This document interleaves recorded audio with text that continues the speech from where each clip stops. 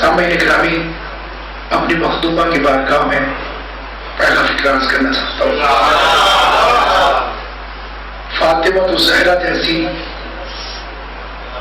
عظیم ترین شہزادی کے سورج کی طرح چمکتے ہوئے کردار کے باوجود علی کے ذہن میں جس بی بی کا کردار چاند کی طرح چمک رہا ہو اسے ام البنین خیال۔ ایسا ہو نہیں سکتا تھا کہ کوئی عام مستور ہوتی اور پھر سیدہ کونین کے بعد اسی گھر کے اندر ابو طالب کی حویلی کی نگہبان بنتی اور پھر دنیا میں اس کے کردار اور نیک نامی کی اس عظیم الشان طریقے سے شہرت ہوتی کہ کائنات عالم و عالم تنگ اور حیران رہ جائے کہ یہ کون شہزادی ہے کہ جس نے ہم نام ہو کے بھی کنیزی کی۔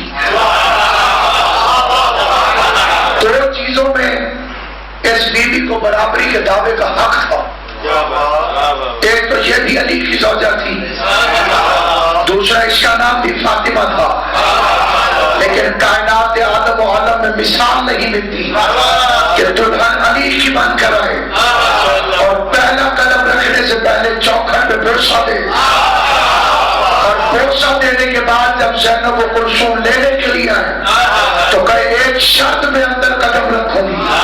اس سے پہلے خدیجہ الکبریٰ اس گھرانے میں آئی، دروازے میں کھڑی ہوئی تو ابو طالب نے مالا مال کر دیا۔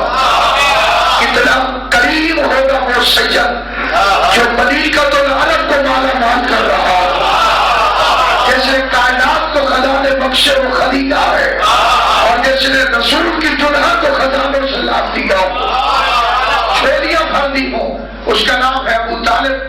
لیکن آپ کو معلوم ہے کہ جب ام البنین آئی تو دروازے پہ رکی اور اندر بیویوں کو اطلاع ہوئی کہ شاید تمہارے نہ آنے کی وجہ سے ام البنین خفا ہو گئے کہ یہ شادی میں کیوں نہیں ہے، یہ بارات میں کیوں نہیں ہے، شاید بیوی آپ کے پردے سے واقف نہیں۔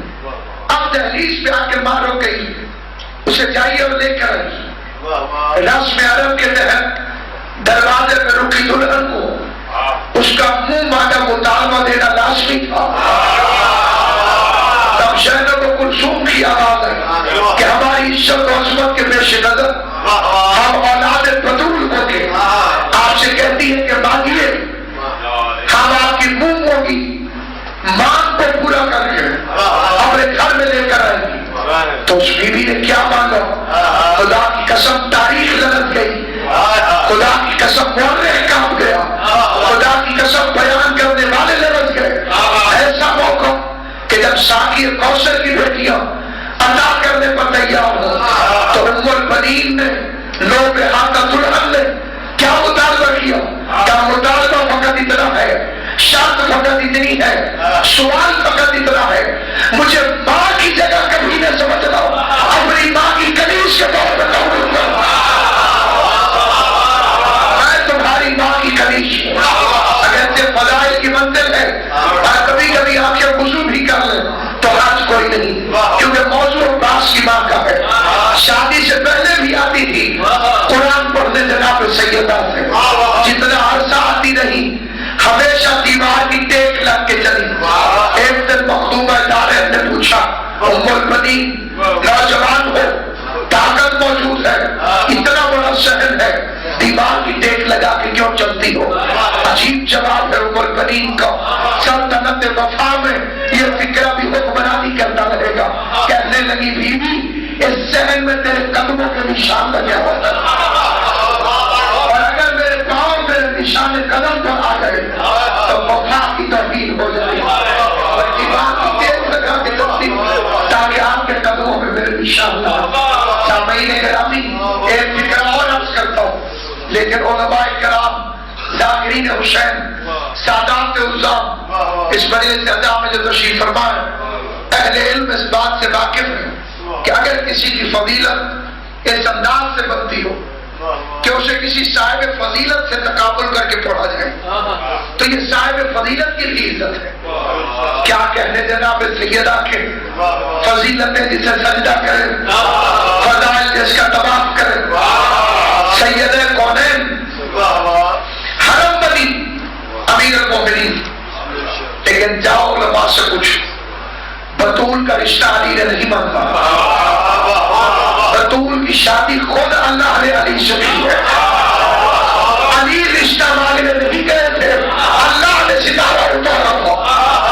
میں کیا کہنے عباس کی مادری عزت ہے جس کا رشتہ مانگنے کے لیے علی نے عقیل جیسے بھائی کو بھیجا. علی جیسے امام کی طرف سے سائل بن کر عقیل ہے جناب ام البنین کا رشتہ مانگنے کے لیے، اور جناب عقیل سے کہا. اب یہاں پر جو حضرات پیشہ ور ہیں اس معاملے میں کہ فضائل آل محمد کو چھپایا کرے، وہ یہاں پر ایک چال چلتے ہیں کہ عقیل ماہر تھے علوم نصاب کے، نصاب جانتے تھے، نصب جانتے تھے. اس لیے مولا نے عقیل سے پوچھا، عقیل بہادر قبیلے کی مستوب سے شادی کرنا چاہتے. یہ بھول جاتے ہیں کہ عقیل جتنا ماہر کیوں ہو